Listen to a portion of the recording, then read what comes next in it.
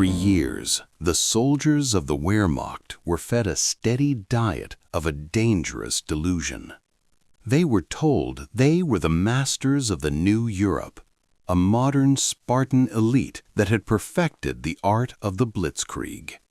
From the cafes of Paris to the gates of Moscow, the German soldier believed in the myth of his own invincibility. They were convinced that their training, their racial superiority, and their Führer's genius made them untouchable. But for thousands, that myth did not die a slow death. It shattered in an instant. This was the first great psychological shock of the war, the transition from the conqueror to the captive. The collapse began in the frozen ruins of Stalingrad. In early 1943, nearly 90,000 German soldiers emerged from the cellars and sewer pipes of the city, their hands raised. These were men who had been told that a German soldier never surrenders, that they were a wall of iron that could not be broken. As they were marched into the endless white emptiness of the Soviet steppe, a terrifying silence fell over the ranks. For the first time, they were being herded like cattle by an enemy they had been taught to despise as primitive and disorganized. The sight of their proud officers being stripped of their sidearms by young, soot-covered Red Army soldiers was a visceral wound. Behind the wire of the first transit camps, the realization began to sink in. The map of the world was no longer being drawn by Berlin. This shock was not limited to the Eastern Front. In the scorching heat of Tunisia, the Afrika Korps, the legendary desert foxes who had outmaneuvered the British for years, found themselves trapped against the sea. When the final surrender came in May 1943, over 200,000 German and Italian troops were funneled into POW pens. Here, the shock was different but equally profound. The Germans looked at their captors, Americans and British soldiers who looked well-fed, healthy, and possessed an almost casual confidence. The Germans, who had been pushed to the edge of physical exhaustion, realized that their spirit was no longer enough to bridge the gap against an enemy that seemed to have an endless supply of everything. Behind the barbed wire, the atmosphere was one of quiet, stunned disbelief. In these early camps, the true believers fought to keep the myth alive, threatening anyone who dared to speak of defeat. But the cracks were widening. Captured letters revealed a shift in the German psyche. Soldiers who had once written home about the coming victory were now asking questions that propaganda could not answer. They looked at the massive Allied air armadas humming overhead and felt a cold dread. They were no longer the hunters, they were the trophies of a world that had turned against them. Stalingrad and North Africa were the bookends of the myth. The moment a German soldier stepped behind the wire, he was forced to confront the reality that the 1,000-year Reich was a house of cards. The invincibility they had worn like armor had been stripped away, leaving them with nothing but the realization that they were on the wrong side of history. The war was no longer about winning. It was about the slow, agonizing realization that they had already lost. If the surrender at Stalingrad was a psychological shock, the journey behind the Allied lines was a material revelation that destroyed any remaining hope. To the German soldier, war was a matter of grit, horses, and the narrow limits of European rail lines. But as the prisoners were loaded into trucks and trains heading west toward the Atlantic ports, they encountered a phenomenon they had never been prepared for: the industrial might of the United States. They called it the Wall of Steel. The realization often began on the roads of France and North Africa. German POWs sat in the back of American-built deuce-and-a-half trucks, looking out at a sight that left them speechless. For miles in every direction, the roads were choked with endless columns of Allied vehicles. While the German army, even at its peak, relied on nearly 3 million horses to move its supplies, the Americans didn't seem to have a single animal. Every soldier had a seat, every crate of ammunition had a motor. A captured German colonel once remarked to his guards as he watched a never-ending convoy in Sherman tanks rumble past, "I knew we had lost the day I saw you used a 5-ton truck to deliver a single bag of mail." But the true moment of defeat often happened in the mess halls and supply depots. There's a famous documented account of a German officer who was brought into an American field kitchen shortly after his capture. He watched in stunned silence as a U.S. Army cook opened a refrigerator and pulled out fresh meat, followed by a container of ice cream. At that same moment, the officer's own men back at the front were starving, eating bread made partially of sawdust, and slaughtering their transport horses for food. The officer turned to his captor and said, "If you can afford to ship ice cream across an ocean to a combat zone, we never stood a chance." This was the logistical nightmare. The German propaganda had promised that the U.S. was a decadent, weak nation of factory workers who couldn't fight, but the POWs were now seeing that those factory workers in Detroit and Pittsburgh had built a wall of steel that no amount of German spirit could pierce. They saw mountains of discarded equipment, jeeps, tires, and fuel drums left behind the road simply because the Americans had so much they didn't need to salvage it. To a German soldier who had been taught to save every spent shell casing and repair every scrap of leather, this level of waste was a terrifying display of power. As they reached the ports and saw the Liberty ships darkening the horizon, the realization was complete. The war was not being decided by tactical genius or bravery in the foxholes. It was being decided in the factories of a continent thousands of miles away, a continent that the Luftwaffe could not reach and the U-boats could no longer stop. The German POWs realized they weren't just fighting a military, they were fighting a machine. And that machine was never going to run out of fuel, bullets, or steel. The war was over, not because they had been outfought, but because they had been outproduced. While the common soldiers were staring at the endless convoys of Allied trucks, a much more subtle and sophisticated psychological surrender was taking place in the English countryside. The high-ranking officers of the Wehrmacht, the generals and field marshals who had planned the invasions of Poland, France, and Russia, were being held in a place called Trent Park. To the prisoners, it seemed like a gesture of aristocratic respect. They were given comfortable rooms, fine wine, and freedom to walk the grounds. But every inch of the manor, from the billiard tables to the light fixtures, was wired with hidden microphones. In the basement, a team of secret listeners sat with headphones, recording every word these men said when they thought no one was listening. It was here, in the quiet whispers between old colleagues, that the true state of the German war machine was laid bare. These men, who would never admit defeat to an interrogator, became brutally honest with each other. They spoke of the total failure of Hitler's V weapons, admitting that the rockets were landing in empty fields more often than targets. They discussed the annihilation of the Luftwaffe, laughing bitterly at the fact that Allied planes now owned the German skies. But the most chilling moments on tape were those where they discussed the morality of the war itself. General Dietrich von Choltitz, the man who had been the governor of occupied Paris, was caught on tape admitting to his fellow officers that he felt a crushing sense of guilt.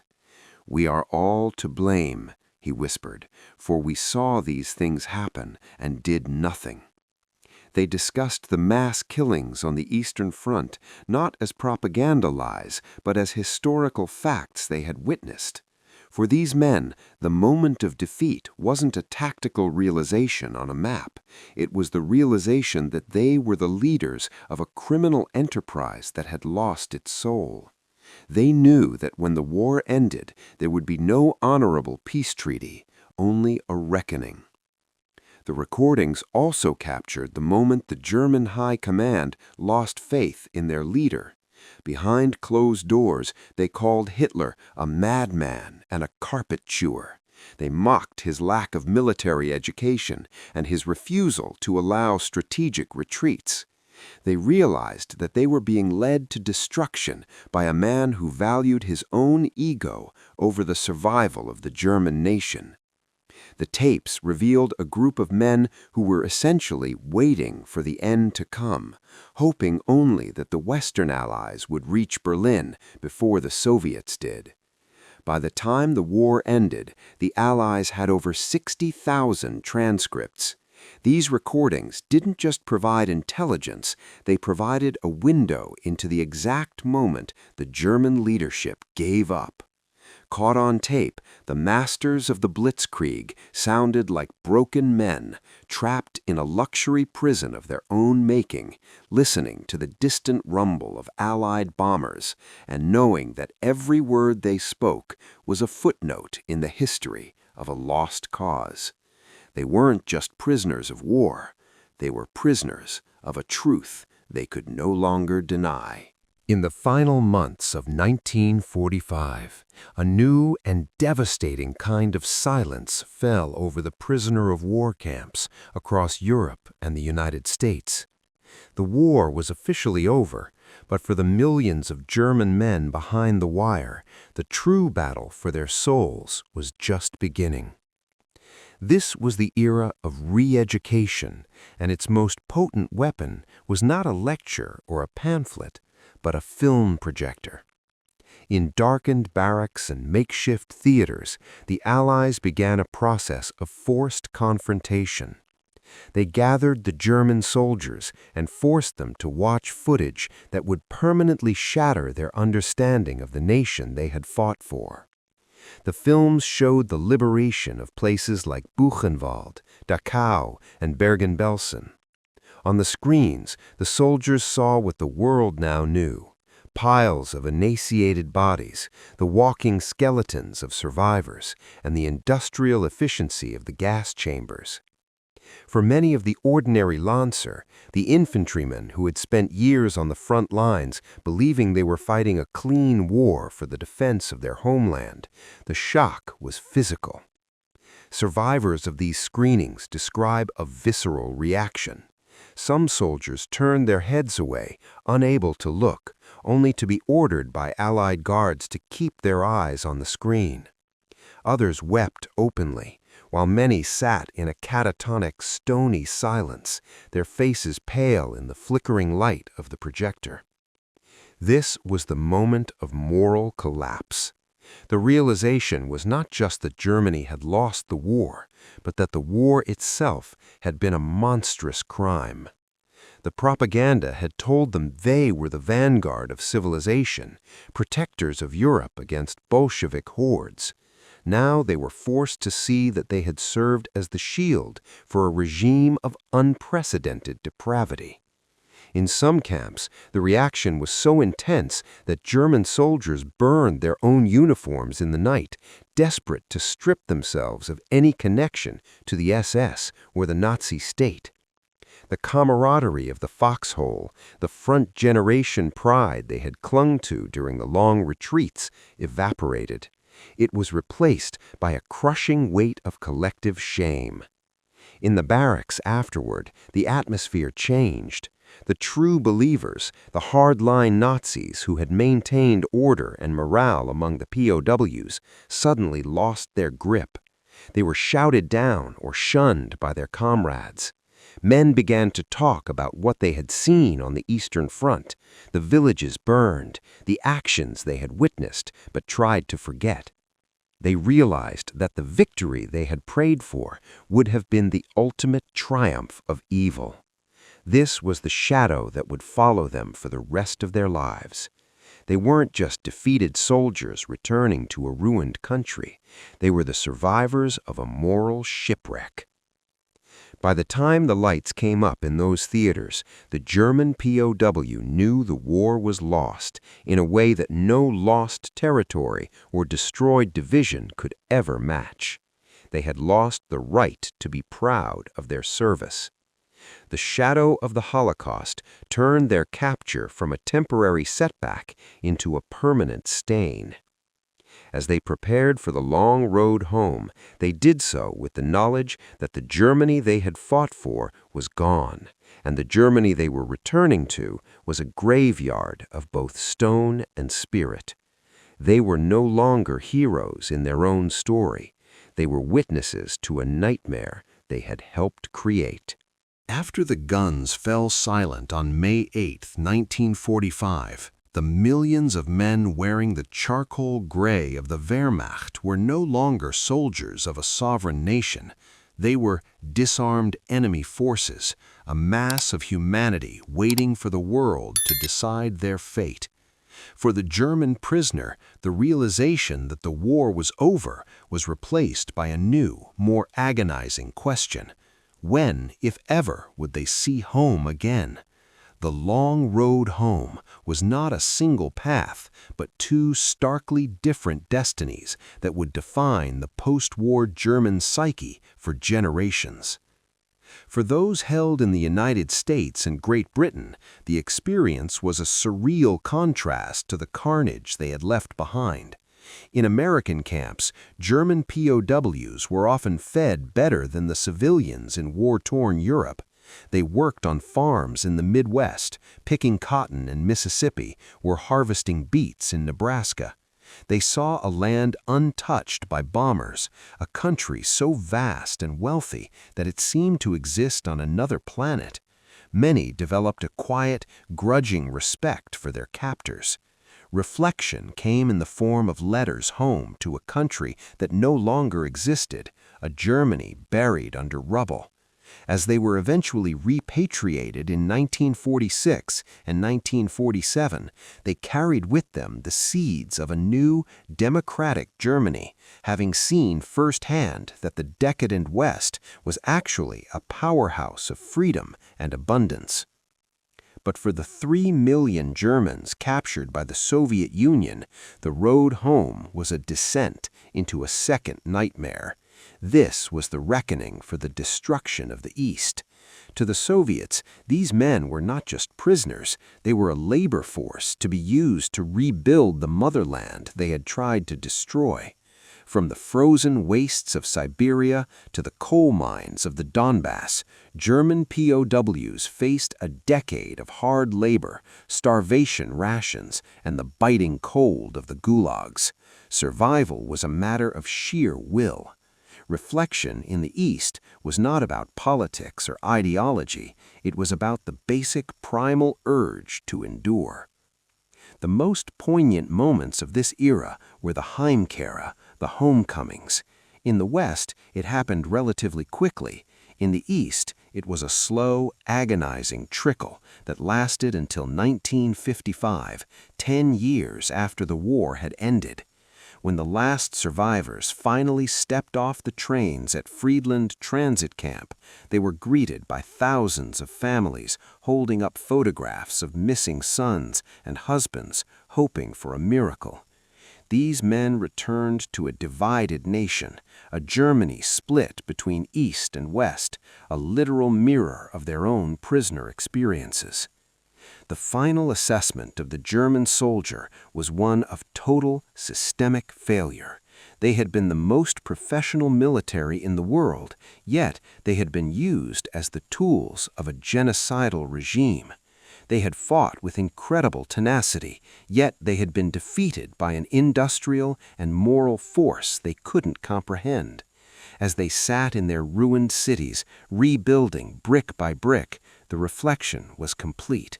They realized the war was lost not just because they lacked tanks or fuel, but because they were part of a vision that was fundamentally incompatible with humanity.